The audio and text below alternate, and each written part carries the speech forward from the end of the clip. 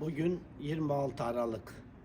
26 Aralık'ta bizim tarihimizde, Kırım tarihinde en parlak mirası bizlere bırakan en şanlı gün, en çok gurur duyduğumuz gün yaşandı. 26 Aralık 1917'de Kırım Halk Cumhuriyeti ilan edildi. Bizim kahramanlarımız 1917'de Çarlık Rusyası dağılırken hemen halkımızın kendi kaderini, kendi tayin etme hakkını kullanarak Türk tarihinde ilk demokratik seçimleri yaptılar. Kırım genelinde seçimlerde seçilen delegeler Kırım Hanlığı'nın tarihi başkenti Hansaray'da toplandılar. Kurultayımız 7 Aralık'ta toplanacaktı.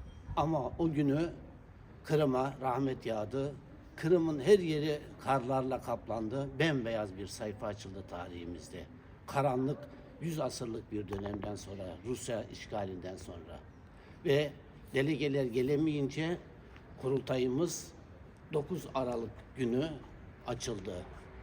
Ve bu kurultayımız soğukta günlerce çalışarak 26 Aralık 1917'de Kırım Anayasası'nı kabul ettiler ve Kırım Halk Cumhuriyeti'nin kurulduğunu dünyaya ilan ettiler.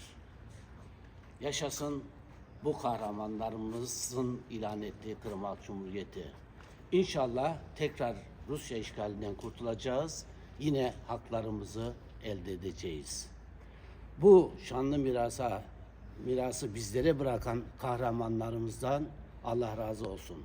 Ant etkinliğimiz, şanlı gök bayrağımız Hansaray'ın üzerinde dalgalandı, tekrar dalgalanacak. Bu mirası bırakanlara bir kez daha şükrediyoruz. 26 Aralık Kırım Halk Cumhuriyeti'nin kuruluş bayramımız kutlu olsun.